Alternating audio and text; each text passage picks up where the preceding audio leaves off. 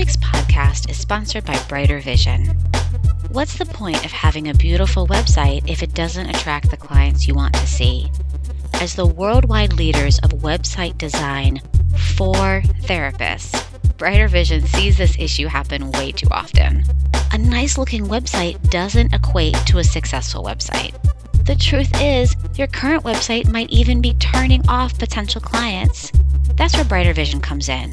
Brighter Vision's team of website designers will create a website that is centered around attracting and retaining your ideal client so that you can have a nice looking website as well as a successful one. Better yet, Brighter Vision is offering $100 off exclusively for listeners of the One Inside podcast.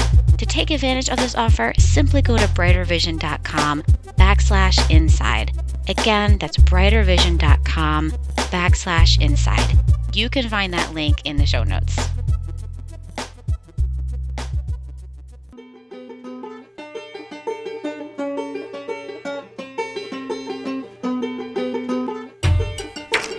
Welcome to the One Inside, an internal family systems podcast. I'm your host, Tammy Sollenberger. I'm excited that you and all of your parts have taken time to be with me and all of my parts. If you are a coach, a client, a therapist, if you are in business or education, and you're curious about the IFS model, you are in the right place. Now, let's see what happens on today's podcast.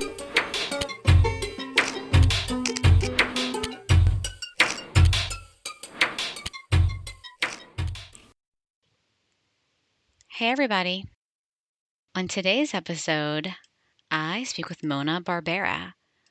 Mona is a speaker, she's an author, she's a long-time assistant trainer with the IFS Institute.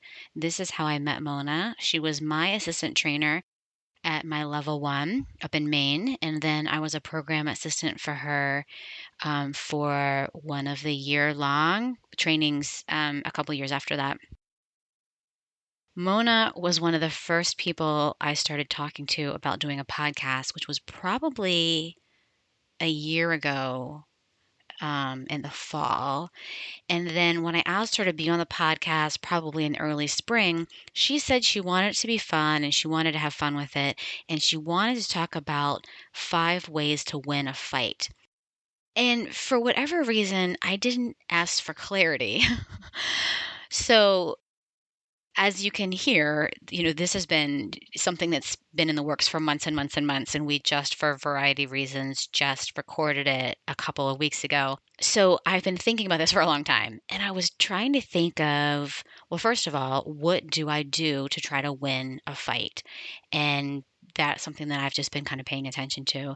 And but to be honest, I wasn't really sure where she was going with that. And what I thought, and I was partially right about this, was I thought she was going to talk about our critical parts and how our critical parts kind of try to fight us. It feels like that sometimes, but that they have good intentions. So I thought that's kind of where she was going. And again, there's a part of me that's like, why didn't you just ask? But yeah. So right now, before you continue listening to me, I want you to think about right now, what is one thing that you do in a fight? Think about with your mom, your dad, your partner, your child, your coworker, your friend, whoever. When you're in a fight, what are the things that you tend to do or things that you tend to say in a fight? So I want you to be thinking about that as I continue giving an introduction to Mona and this super fun podcast.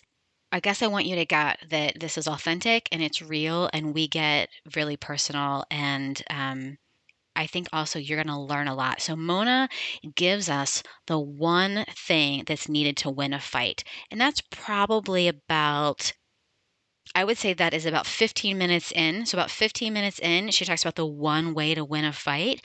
And then for the next 15, 20 minutes, she gives us 3 super practical, super useful tools to improve any relationship. So one way to win a fight, only one thing you got to do, and three really, really useful tools. I think there's actually probably more than that, but she's got three clear tools. And then probably from 30 minutes on until about 50, we talk about self and we talk about being in hard, toxic, really difficult relationships, because these are great. Like one thing needed in a fight, great. Three practical tools, great, really helpful, but not super helpful when you're in a really damaging relationship. So she talks about how having authentic self characteristics like clarity, confidence, and calmness, we talk about those being like lifesavers in these like stormy seas that you find yourself in if you're in one of these relationships. And I think that could be with a marriage, a partner, even in family relationships that can be like that, that like you're like, I've used the tools, I've unblended from parts, and it's still really, really hard.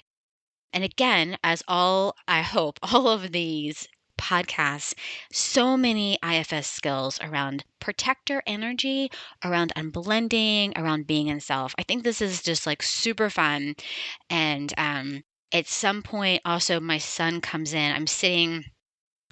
I'm at my house and I'm actually sitting on like a yoga block with my laptop and my microphone and all my stuff, but I'm like sitting on the floor and my back is to him and I can see through my camera that he comes in behind me like wielding an axe above his head, and Mona starts cracking up laughing, and I left that in there too. So that's a fun surprise. So you'll have to listen to almost the end to get to that one.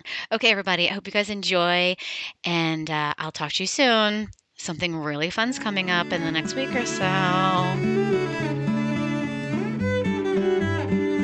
Hey, Tammy.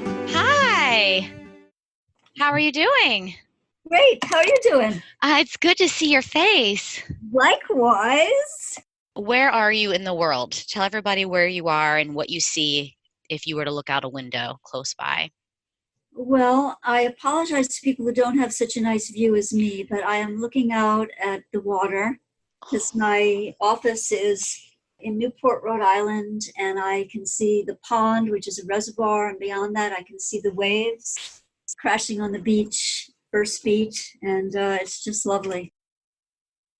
Oh, so that's your office. Is your home? Your home is close by too, right? Or Yeah, do you have? I'm also in Newport, Rhode Island. Okay. And then is that where you paddleboard? Yes, I just today I had to drive across the bridge because it was a stiff north wind, and so I had to go to a more protected location. So I drove across the bridge to the neighboring island and paddled there. Oh, that sounds amazing. Not a bad life. No. Do you paddle every day? 6 days a week. Wow. Do you paddle by like mileage or time? Like, do you try to get so many miles in, or do you do time? I have a coach, and our coach gives us different weeks. Different weeks we're doing different things. It's called periodized training. So this week is a recovery week, which is just, smaller paddles and not as hard. Because last week was a very hard week where I ended up doing one paddle was about 4 hours long.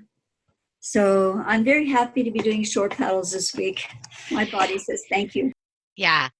So, and you don't paddle like I paddle. I have a paddle board, but when I paddle and then I lay out in the sun and then I paddle and I go over here and explore and I take a dip and then I might lay out in the sun and meditate a little bit more. And I don't think that's how you paddle. No, I'm more like a beast, totally focused, going Yes. fast, straight ahead. How did you get into paddling? I just saw it and I knew I would love it. Hmm. It's nothing like being on the water, like being on the, we have kayaks too, and I love being on kayak, but there's nothing like being on the paddleboard because I feel like I'm more in the water when I'm on the paddleboard than I am in the kayak because it's, I don't know, the edges aren't there, something. Yeah, it's very unfiltered experience. Yeah, that's a good way of putting it. Mhm.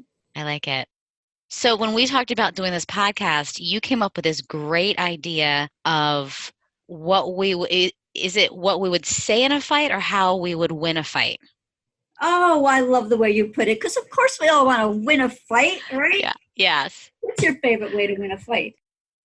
My favorite way to win a fight is to start calling you names. Yes. Yeah. Why not? Because that's going to work, right? If you just call enough names, the other person is totally going to get it. Yeah. And Yeah. you're trying to make a good point, so an important point. So name calling is a way to do it. Yeah. That would be my first way. And like names that are like, that I am going to hit your hot buttons, things that, I'm not going to call you a name like that isn't going to really bother you. Right. I'm going to call you a name that's like really going to drive you crazy. Right. And behind that, there's probably a good intention. But you probably want something good to happen from doing that, right? Yes. Any idea what that might be? Well, I think the first thing that comes to my mind is that I would feel if I call you names, then I put you in a position where I'm going to feel safer because you're going to feel so bad about yourself. Then I'm going to feel a little bit safer because you're going to like I'm going to feel safer from you attacking me. Oh, so yes, get the person in a more vulnerable, subdued position, and then you can feel safer. So you want to feel safe in a conversation. Yeah. Yeah, yeah, yeah. Safe from attack, safe, like emotionally safe from like you attacking me. If I've got the one up, if I one up, then I feel then I feel safer. Right. So who wouldn't want to feel safe? That's a good intention, right? Yeah, Yeah. definitely. What about you? What would you do to win a fight? All right. So I have to admit that my favorite is the cold, huffing departure. Like just turning cold, like I don't care, I'm done with this cold. Well, not even angry, just sort of cold and shut down. I'd say that would be my favorite. That's good. That's a good one. I do that too.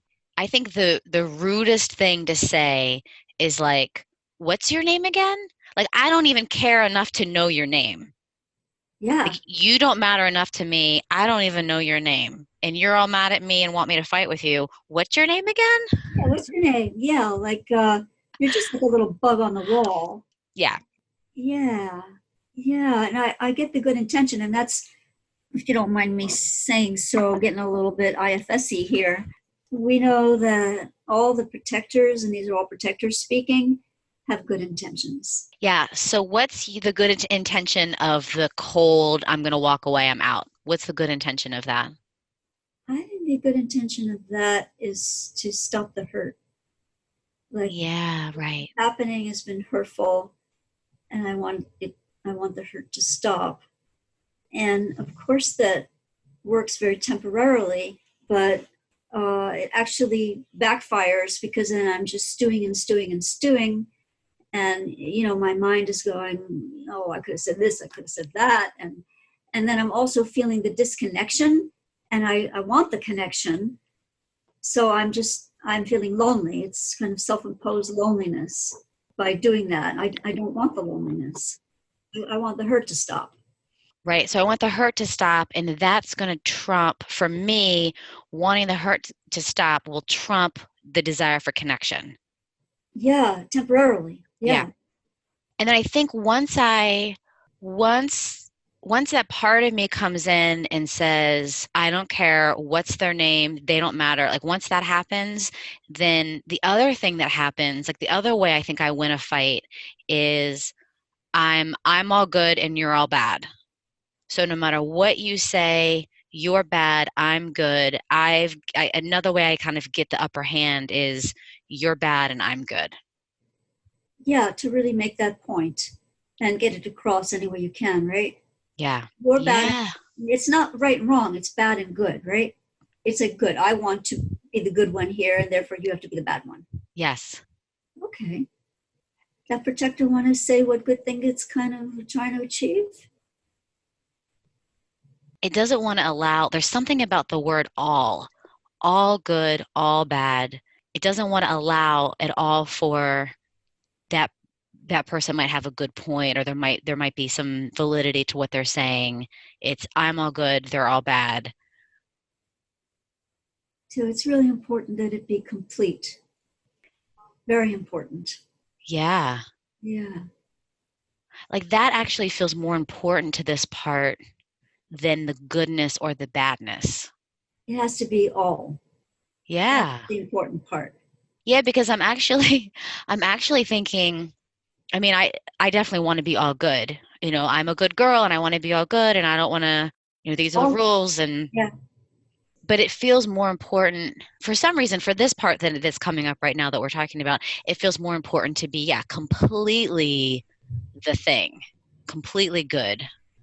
Yeah, super important. That protector learned that it had to be pure all the Okay, way. yeah, and this is just what came up when you said that about protector and learning. The protector learned that then it was consistent and consistent, you knew it, and then now I'm back to safety. Because if it's consistent, if I'm all good or even if I'm all bad and you're all good, then I know what you're going to do, I know what I'm going to do, and there's this consistency. Yeah, Okay. that makes sense. Because nobody likes those abrupt changes, right? We like predictability, like our nervous system can get used to it either way. If I know it's all bad, fine, I'll adjust to that, no problem. And all good, fine, then I know what to expect. Yeah, it's like to protect your nervous system. Yes, yes. Super smart. These protectors are just super smart. They are smart, they're so smart, and they just have our best interest at heart. They do. Hmm. They do. Dear little ones, aren't they? I know. I know they try so hard. And it's funny because as we're talking about it, I'm like, I know exactly why, like thinking of my story, I know exactly why that would be important given my story.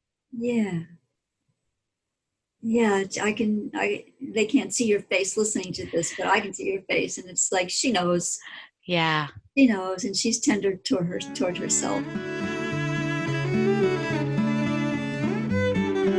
Yeah. Yeah. Let me see if I can do a little bit of that myself. So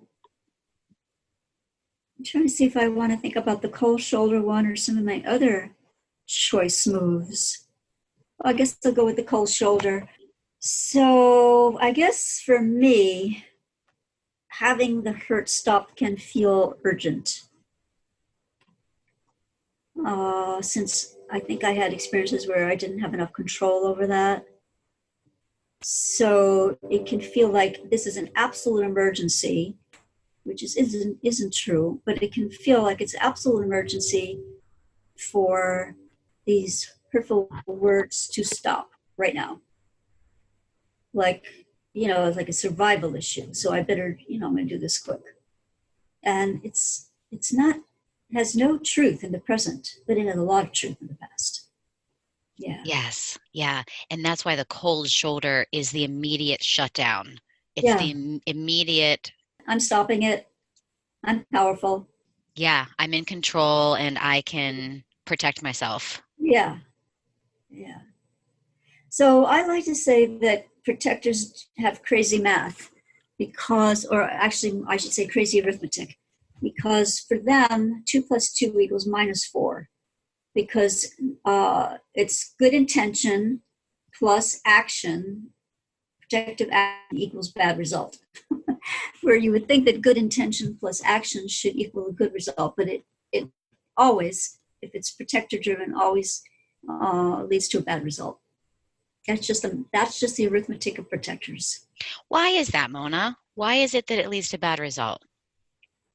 Well, because they don't have the whole picture. They just have their own little domain that they're really good at, and their own goal. I shouldn't say little because it's big. I mean, they have their own domain, their own thing that they're doing. I'm going to protect you from hurt. I'm going to keep you safe. I'm going to keep you even, whatever.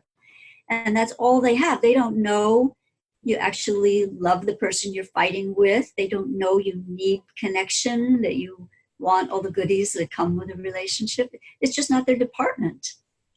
Well, the idea of little though is that idea of their little view, right? They have a Yeah, little view and they're little not view. they're not seeing the view of everyone else. They're not seeing the view of self, or they're not seeing the view of a lot of other parts even. Yeah, exactly. They don't even really know who they're protecting usually. They just do it. They're just such troopers. They just do their thing. And they're skilled and quick. I wonder if at some point we might shift away from this bleak view and to like that there's possibly Another way. Is it another way. another way? Yeah. Okay, well let's talk about that other way and move away from this bleak view. All right. So in my mind, there's one thing that works in a fight, and there's like 9,900 things that don't work in a fight. And I have three ways of describing that one thing. But the one thing basically that works is to do something that does not give the other person's protectors ammunition. I'm really curious what that is because I think of when, yeah, I'm curious. All What can right. I, So, yeah, what can I do that's not going to give? yeah. So it might be a little bit more obvious. I start with what doesn't work, because what doesn't work is teaching, because the other person's protectors don't want to be taught because they already know what's going on. So you mean when I say to my husband, actually, what I really needed you to say, and then I give him the exact words that he should have said instead of what he did say, you mean that's not helpful? Not in a fight. I mean, at some other moment, that might be a really cool thing to say, but in a fight, because the protectors are already activated. And when they're activated, they're looking for reasons to stay activated because they're protectors and they want you to stay protected. So they're looking for danger. So they would interpret that as danger, like, oh, you're telling me what to do. You don't think I can think of it myself. So that very innocuous, correct statement about what would work would be heard by the protectors and just get them more active. Same for explaining, what I really meant to do, or I didn't really do that, or yeah, no, I actually didn't say that, or all those things people just want to say right away when something's going on. Explaining and giving examples of how the other person has done it before and how it hasn't worked out. All that sort of intellectual stuff is just taken as more reason to fight. That is actually such a great point because we all do that. I think that's what we all do, or most of us do that in a fight, and then we get so frustrated that like why isn't this going well, or why aren't Then we we go to plan B, right? Which is yeah, the huffy cold shoulder in my case. Yeah. exactly. But that idea that once a part gets activated, it's not going to be unactivated because it's in danger zone. Well, there's one way to deactivate it, and Okay. yeah, thank you for the segue. And that is basically not to give it any ammunition. And I'll give you the first example, and it's called 100% admitting is one way to do that. So you're in a fight, you're all justified about why the thing you did is okay and nothing wrong with it, and why the other person is really the one who needs to change, and why can't they just understand you and get it, and all that stuff. And then if you have a few brain cells left, which for me is not a frequent event, but if you have a few brain cells left, you can say, uh-oh, all right, this isn't going well, let me try 100% admitting. So that would be switching into the gear of thinking about one small thing that I did that actually contributed to the problem.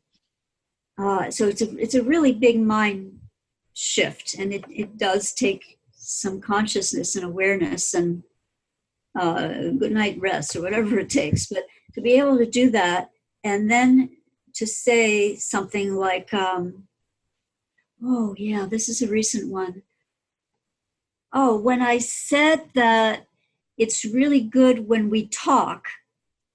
I really could have said that differently, because I understand how you could have taken that as meaning that I was saying that we don't talk enough.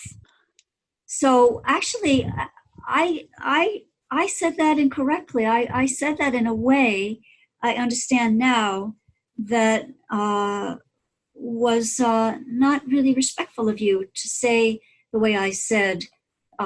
It's really good when we talk. So yeah, I admit that was really wrong on my part to say it that way. Period. Stop. And then the big deal actually is to get ready for it not to work, Mm, because it not right away anyway, because people don't wind down on your schedule, they wind down on their own schedules, so they're going to keep going because they're in protective mode. And the thing is for me to say that and then sort of just sit there calmly and listen to the person go on and on to justify their reaction and how I always do that, and blah blah blah blah blah blah blah, and just calmly, nod and listen and not take any bait, which is usually, you know there's a few hooks there that I could just impale myself on, right? yeah. Yeah, definitely. Not take any bait, Wow. and just wait and be ready for the conversation to end in an activated manner. And like wait 10 minutes, an hour, half a day, and then probably something nice is going to happen if you can just wait. I'm just taking that in a little bit, like, okay, what would that be like to own? Okay, here's a piece of it that I could admit that I did 100% wrong or my fault, and apologize for this part of it. 100% this was me. I think I could do that pretty well. But then to have like him, say husband, still be activated and then start poking at me, and then I'm going to sit back and just wait. Oh, Mona. It's hard, isn't it? If you don't expect it, it's harder if you expect it to work. Well, and actually, I was thinking that would be really hard, but then I was thinking, but if I was in, if I was run by self more than a protector, part of me that wanted to defend myself, if I was if I was leading with a part that wanted to connect with my husband, that could see that he was actually in a part that was activated, I think I could wait because I could soften. Yeah, yeah, it's nice when it can happen that way. Yeah. Well, and then when I go, I'm all good and he's all bad, there's no empathy. Right, right, because it's all protective mode. And then I find that if I can wait, something will happen nice. Maybe not the exact thing I wanted, like for the person to come back and say, I'm sorry, I got defensive, or you're right, right, or you're all good, or whatever. Yeah. But something nice, like flowers, or cleaning up, or a hug, or just something sweet, like you want to go to the movies, or just something nice. And I like to be on alert for that, so I can be ready to accept it. Yeah, yeah, yeah, yeah. Because it would almost be, I think of like the love language. So it almost would be in his love language, not my love language. So Exactly. yeah, okay. And then, right, so there's a part of me also that, and I hate, there's another part that doesn't want to admit this at all, that I will sometimes see him trying, bringing me flowers or doing Yeah. something nice. And there's a part of me that'll be like, nope, No, no. nope, like you hurt me for 2 minutes. I'm going to hurt you for 2 weeks because you were to learn never to hurt me for 2 minutes. Right, right. As if that would work. Yeah, yeah, Yeah. yeah. Yeah, Yeah. as if that would be a healthy, healing, connection. Yeah. Yeah. Yeah. That they call that in couples therapy, they call that offering and accepting bids. And it's something that it's sometimes good to be aware of, that one person may be like bidding for a connection, and to be aware that it's a pretty good idea to accept a bid. I like it. I love that. Yeah, but if the part of me that is wanting him to hurt, you hurt me, I'm going to hurt you, then that part is going to purposely not take the bid. Yes, because it has a purpose, which is to keep you safe by the other person being hurt enough to learn to change their ways. Yeah, so Yes, got a, that's true. totally got a plan to keep you safe and to improve the relationship, dear, dear little protector. Yeah. Thank you. Oh, yes, thank you. The goal to improve the relationship. Yeah, the goal is you're right, to improve the relationship. Yeah. Yeah. But then if, like you mentioned, self, if self can be there, it can be like, thank you for that, but would you let me handle this? And then see how I do and see, if this actually, works well enough. I love that idea because I don't think that I do this enough or even talk to people about this enough. That idea of saying to the protector, see, like kind of not like test me in it, but like, let self lead and then see how I do. And then we can have a conversation about it instead of being like, protector, get back, you're out, I'm in. I mean, self wouldn't talk that way, but that kind of idea, but that idea of like protector step back and then see how it feels with me in the lead and see how that feels. And then, yeah, I like that. Like Yeah, saying to the then see protector, how it let's works. see. Yeah, see how it works. And usually they're very happy to take some time off and let us do the work. What was the other? So there was the one was the weight. Well, one was so the first one was 100% Admitting, admitting. stop, say it and stop. Say Yeah. it and stop. Yes. Yeah. And then the next one I would say is, I'll leave the most potent one for last. So the next Okay. one is the do-over, which happens after in a pause, in a fight. So there's some damage done, and one person, either person, can say, "Can I do a do-over?" And if the other person says yes, they do a do-over. And the first thing is to uh, establish the point in time. Like, remember when I said, when we were in the sauna, and I said, it's really great when we talk. Because see, we came up with that idea together when we talked. I'd like to do that over. Can I do it over? Yes. Okay, you can do it over. Okay, here's what I wish I'd said. I really enjoyed talking to you the other day, and I liked how we came up with a solution to a problem through just casual talking. And then again, same thing. Stop. Stop talking. Yeah. Stop. Expect not a great response. So that's really important, that idea of stop and then don't expect a great Yeah. response. Yeah. Yeah. Because I definitely have parts of me that would just keep talking Mhm. and then would expect them to say, "Oh, thank you. You're the best wife ever for even suggesting a do over." Yeah. Right. Yeah. So I think that's really important. But I love this, even the idea of like, and even using those words, I want to do a do over. Like I want to do a do over. That feels like that would be really powerful. Like what a huge shift in a relationship. Yeah, it's that same principle that we're not giving the protectors anything to work with. So if I say I want to do over, I'm not asking anything of you, and it has to Okay. be 100% about me. It can't even have like a tiny little shred of response of reference to the other person. Like I can't say I want to do over for the when that time that you were really nasty. You need to do a do over. Yeah, Okay, so that's a good point. So I'm going to do the do over, and then it's about what I did or said that needs to be done over. It's not about yeah. like, when I said this, the do over is you should have reacted this way. Oh yeah, that's it's to tell the other person to do a do over. It's kind of funny though. Okay, I love that. So do over, and it's all what I'm gonna say, and I'm taking ownership of that. And then Yeah. what does that mean when you said it's not gonna uh it's like a bypassing the protectors? Tell me what Well, that means. their heads spin because there's like nothing that is about the other person. So they're like saying, "Oh, there's nothing to fight here. There's nothing about him or her here. So maybe I'll just cautiously observe this and see if it keeps going this way. Nice. There's nothing Okay. to protect against here." Yeah. Yeah, yeah, yeah.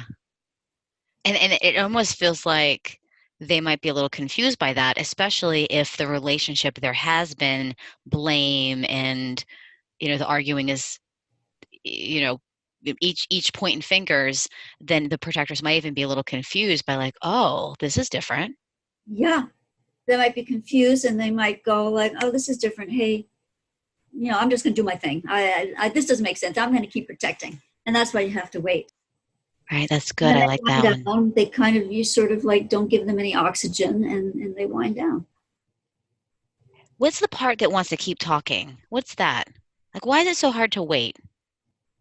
I think we want to be connected and we want to be together. And I'm like, can't we just do something now to be connected and back to where we were? Hmm. It hurts to be apart. Yeah. It does hurt. And I think that's the protectors come in really hard then, I think, because then I pretend I'm not hurt. I pretend I'm fine. So when I can say it really hurts to be disconnected, that feels really true. Mm-hmm. Yeah, so they're just trying their best. So you ready for the big one? I am, yes. Well, it's called Giving Better Back. And I'll give you one example of how that can work. So, say I'm in that fight and I'm being accused of doing bad things because I said I really like it when we talk. I'm being sort of accused that, oh, you're saying we don't talk enough or stuff like that. And I'm like, okay, this hurts. What is it that hurts? Well, I'm not being heard correctly for what I'm saying. It hurts that I'm not being understood for what I mean. And then the second thing would be, okay, so I want to be understood for what I mean. All right, so I'm going to give that before I get it. All right, so let me then, okay, so I'm going to give that understanding. Okay, so you're saying that that sounded like I was criticizing you for not talking to me enough. Okay, I get that. Wow. And my guess is in order for you to do that, you have to be like you just did that so beautifully, like talking out loud that way. Mhm. But your protectors have to be pretty relaxed in order for you to even get there to like Even what, think of doing it, yeah. yeah. So giving better back. And so Yeah, yeah, is that right? yeah. Okay. So the idea of that is I'm going to give what I want. That's one way to do it. Okay. Basically, giving better than I'm getting. And one way to do it is to think of what I would like and then give it.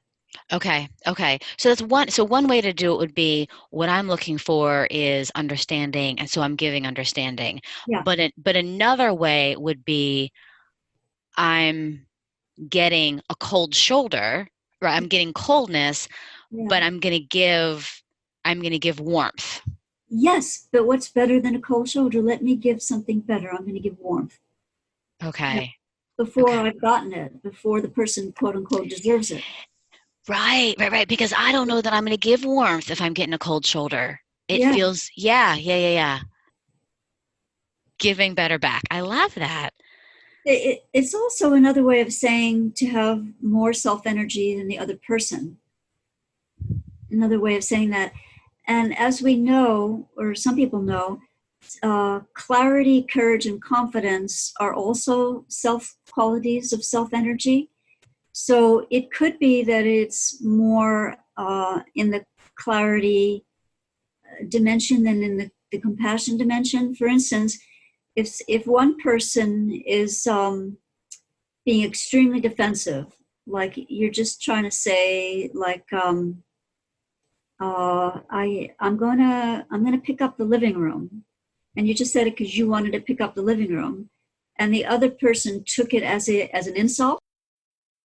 Better might be just to be calm and clear, like, actually, no, I'm not insulting you. It's just something I want to do right now, and to leave it at that. No fight, just state. So it's better in the sense that the other person is agitated and you're calm.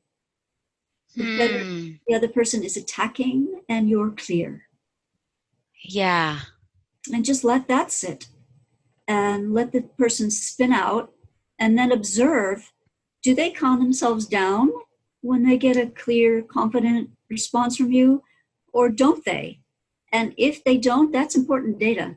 Well, it's funny because as you're saying that, I'm like, right, I'm thinking of me and my husband, but as you're saying that, I'm thinking of some of the clients that I work with that, according to them, their husbands are very unreasonable. And so, they could say, I want to clean the living room. And then the husband could fly off the handle.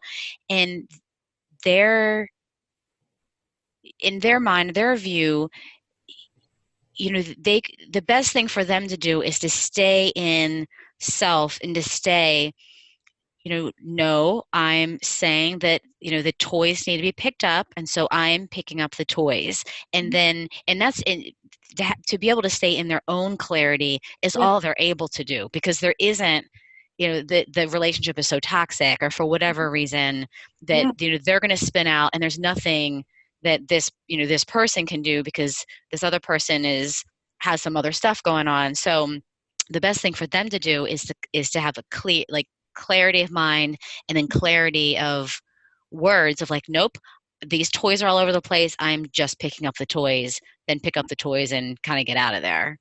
yeah. The same thing, and stop. Like say it and don't engage. Don't Yeah, okay. And an important thing with this one is to say it in a connected way, because connected is an important self quality. So it has to be done connected. It can't be done cold. Okay. So that's better, because the person's being disconnected, you be connected. The person is being unreasonable, you be clear. The person is being defensive, you be confident. Oh, I like that. Okay, so say that again. That was really good. Yeah, instead of defensive, clear, instead of confusing, confident, instead of defensive, connected. Beautiful. I love that.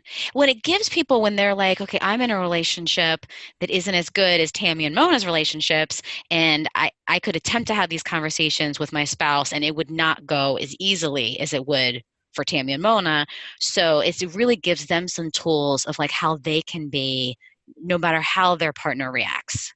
Exactly. Okay. And you have to be kind of brave to do this, because if you do this and you really stick to it and you don't do any of the huffiness or criticism, and you really stick with it and you stay connected, like rejecting or cold, you may actually find that your partner doesn't come around. And that could be scary information. Yeah. It could be very frightening to see that. Because what does that mean? Here's this person I love, and they're not coming around when I'm at my best. So maybe Yeah. you would try it a couple more times and just see if that's really true that they don't come around. And then that could be really scary also. Like, ooh, this is what I have here. What am I going to do? And it could be like, well, gee, I can't leave because I got little kids and no money. And in that case, it's probably better not to do this. It's probably better not to inflame the situation or do anything like that. If you Mm, know you really have no options, yeah, that's the truth, isn't it? You it just have is. no options. I feel I just got this wave of sadness and frustration for so many people that feel that that's where they are. Yeah, and then it's more like the courage to get a long range plan going. Mhm. Right, right. Okay. So it's sort of like, can I be brave in this moment and try to connect and try to do something different in this relationship, hoping for a different result? And then if that doesn't feel safe, or that doesn't have the desired outcome, then how do I take some longer term looking with courageousness at Mhm. um, longer term goals? Yeah. Yeah. And then when it comes to leaving, a person who does that will leave with a more peaceful heart, knowing that they didn't inflame the situation. Yeah. Yeah. And I think too, I've talked to people, and it's like, I don't want to, like, and even if they're in a relationship and they know that they have to get out of it, they already start thinking about, I don't want to be like this in my next relationship. So even if they're in a relationship they know that they're going to have to get out of, they don't want to, have this dynamic and have this dance in their next. They already start thinking about that. They're already thinking about, like, I don't want, these parts to be the ones that are involved in my next relationship. Yeah, so then they can leave with confidence, knowing they can do it. Yeah. Wouldn't that be great when they're Yeah. dating or looking around for their next relationship? Yeah. That makes sense. I ended it well. Yeah, yeah. Yeah, and for some reason what really sticks out to me is that clarity. As it's like, because I think when you're in a really toxic relationship, you can get really fuzzy because you're not sure what's real or what's not real. And so to have that clarity of mind and then be able to speak with with boundaries and to be able to speak that clarity is, I think, probably like a lifesaver to people that are lost in these situations. I like that word lifesaver because it can feel like you're losing your life energy when you're in such a confusing situation, or you allow your mind to be confused by others' actions.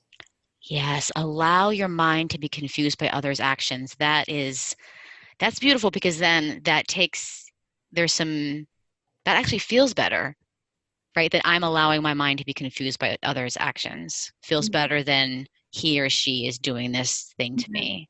And no, in IFS terms, you and I would know that there's probably little young ones that are afraid to be alone and afraid to lose, of abandonment and all that stuff that need to be taken care of. Yeah. Yeah, yeah. Yeah, and my guess is it's harder to do that when you're in those relationships. It's probably harder to connect with those younger versions of ourselves that are just so scared. When you're in the middle of it. Yeah, when you're in the middle of the relationship. Well, how would you handle that? Putting you on the spot. I know, but I'm thinking about it, and what comes to my mind is to remind them about their self energy, and to have them have some more experiences of self, so then they get that, whether that's through meditation or you know even in your office, or so that they have some more experiences of self energy so they know that they have that available to them at all times. Mm-hmm. Yeah, even if it can't be manifest in the relationship, that they can access even a little bit. Yeah, even a little bit. Game, Yeah. Say that again. it's a game changer. Yeah, it is a game changer, Mona. Because then I'm thinking of, when you're in a marriage that is so hard, and then you say you go to therapy, and then you're in therapy and you have this little bit of an experience of self. It is a game changer because then there's the calm and the clarity and the confidence inside of your body and your mind. Then it's like, I'm going to be okay. Here I am. I'm in my life. I've got my life jacket, my life preserver, and I'm in my life preserver. Even if I have to go back into that house or back into that relationship, if I'm going back in with my life preserver, that's a game changer for sure. With self compassion, that change can't come immediately, but it will come. Yeah. Yeah, well, think about it. If we're on our paddle boards and we get knocked off the paddle board and there's no boat or land in sight, I'm going to lose my mind. But if I have a life jacket on, even if I don't see a boat or land, I know I'm going to be okay. And as long as there's not like a shark, Right. but just having the life jacket, I'm just going to wait. I'll be fine. But if I didn't have a life jacket, then that would be a completely different story. I like that. Because the ocean can feel so big, or the lake can feel so, a river can feel so big, but it's not when we have our self energy about us. There's really nothing that's too big or too difficult for us. Can I shift? I have a self Yeah, question.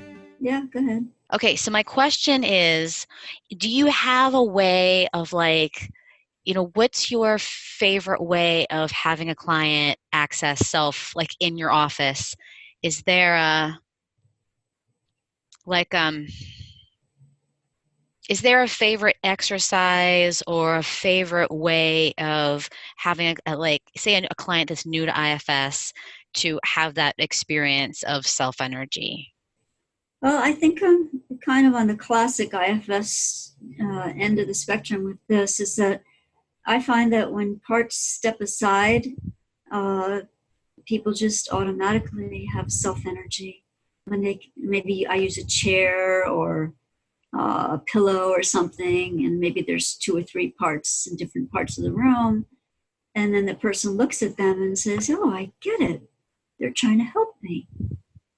I get it. They're fighting with each other." Okay, so you would then say, like the person comes in and they're saying, I'm really mad at my husband because he, whatever. And so then you say, okay, and you kind of externalize their parts. Okay, that's my son with an axe. Oh my gosh. This is Mona. You want to say hi? Hi, Mona. Are you the axe murderer in the Are you an axe murderer? No. It looked like it though. Oh Good. my goodness. That's a Okay, scary axe. that is a really scary axe. Yeah. Like 10 more minutes, okay? Okay, so then the client's there and, part's really angry at husband.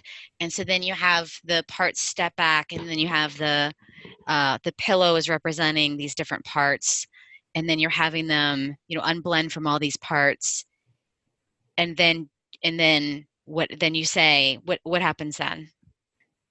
Well, I might even ask the person, would you like to stand up and just step back and in your mind's eye, just look at these parts? How do you feel toward them? Yeah, Do they feel like you understand them? yeah, Would you like to ask them a question about what they're doing? Would they like to be asked a question? yeah, that's good. I love the idea of having them like really step back and then it's even more space. Yeah, literally step back, or sometimes Yeah, if we put pillows or papers on the floor, maybe they'd be able to step up on the chair or something even and get a higher view. That's been amazing sometimes. I love that. That's a great idea. I think that's what Dick Schwartz has mainly taught us, is that self energy is there. It's just sometimes the cloud is in front of the sun. Yeah. And if the cloud can move to the side, the sun is shining. It's just there. It's Yeah, that peeling back, right? The onion or the garlic, right? yeah, Of the peeling back and so right, so we that idea of the model is a model of subtraction. So we subtract these parts and then once we subtract these parts, what's there is self.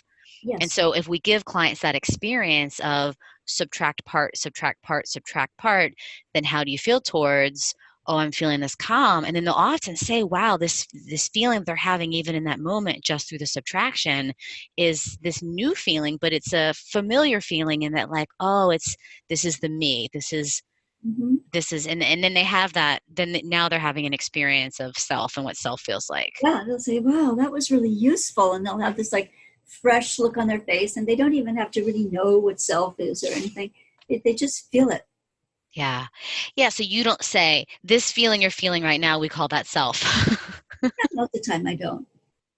Yeah, I think that makes a ton of sense. So one thing I do want you to do is I want you to give everybody a little bit of your bio, who you are and what you're into, and um, tell everybody a little bit about yourself Okay, as we're ending. sure. Well, I live and work in Rhode Island. I have two offices, one in Providence and one in Newport, Rhode Island. And I have a private practice where I see almost entirely couples. And I am an assistant trainer for IFS, where we do the level ones all over the country. I've done California, Texas, Boston, Florida, all over the place. And that's been really fun for me to be doing the assistant trainer work to teach people the IFS and these level one trainings, which a lot of times therapists take, and sometimes we usually have quite a few non-therapists in the trainings as well who are looking to integrate it into their work. And we have a staff of 10 or 11 PAs or program assistants that I'm in charge of. And I love working with the staff to help them bring their self energy to the training. And we use the model in all of our meetings and in all of our discussions so that not only are we teaching it, but we're living it. We're trusting that when we speak for our parts, it's never about the outside world. It's always about getting to know our own parts. So I just really love that. And I love how fun and fresh it is with the staff. And I wrote a book called Bring Yourself to Love, which can be bought on Amazon or on the IFS website, which is for the public. And it has a chapter on 3 things to do in a fight, which we talked about today. Mona, when did you first hear about IFS? It was in 1999 when I took the third training that we had on the West Coast in Connecticut, which was the only place where it was offered. And I went because I was seeing all traumatized patients, and my friends were saying that, oh, we heard Dick Schwartz at the Networker conference, and it's the best thing ever. You got to go. So I picked myself up and drove 2.5 hours to Connecticut and sat there, and I'm like, oh, another workshop, just what I don't need. And by the end of the first morning, my mind was blown, and I was like, this is all I ever want to do. Oh, Yeah. wow. So I left that first weekend. All I could say was, how do you feel toward that part? And that's all I did until I came back for the second weekend.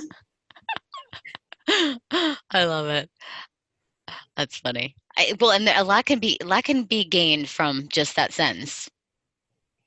How do you feel? Yeah. Yeah, a lot can happen with that. And then how long have you been an assistant trainer? Maybe since 2004, something like that. Was it 15, 16 years? That's a long time. Yeah, I'm probably the longest AT in the IFS world, but I don't want to be a lead trainer. I love being an assistant trainer because I love working with the staff. Yeah. You're good at it too, because you being a PA under you, there's so many of these jobs and you are so organized and you communicate so well, and I felt very held by you. Like you never were frantic. I would be like, ah, and you would just be like, okay. Yeah, Thank you. definitely. No, thank you. It was a great experience. It was fun working with you. If you were not a therapist, what would you do instead? I'd be an athlete. Yeah, full time. Yeah, I mean, you're already an athlete, right? You're kind of like half and half. Yeah, yeah. I love being an athlete, and my parts love it too. The physicality of it, I think, has meant a lot to my little exiles and my parts. My managers can help me with doing the program and planning and reading and everything. And my firefighters love the energy and the excitement of racing. I never thought about that, but you're right. It really does take care. Like all the parts get something from that. I think they do. Yeah. Yeah, sometimes I have to work with my exiles because sometimes my motivation for training and racing can be more exile driven. Like I want to belong, I want to be worthy kind of stuff. And then that works temporarily, but for a long-term athletic career, that doesn't work because you've got to get a much more calm, enduring motivation over time to do this, year-round training. So it's got to become more self-led, which is more like I choose this, it's valuable to me, and whether I win or lose, it's the way I want to live. So IFS really helps with sports as well. Mona, thank you so much. This was so helpful. It was so fun, Tammy. Thanks for being so transparent and going back and us being personal about our own lives. I really appreciate that.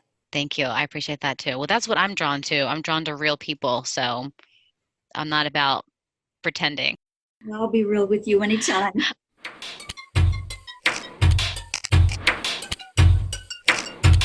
Thanks for hanging out today. If you liked this episode, make sure you subscribe. And if you really like this episode, share it with a friend and leave a review. You can follow me on Instagram at IFS Tammy and join our community on Facebook at the One Inside Podcast. Talk to you next time.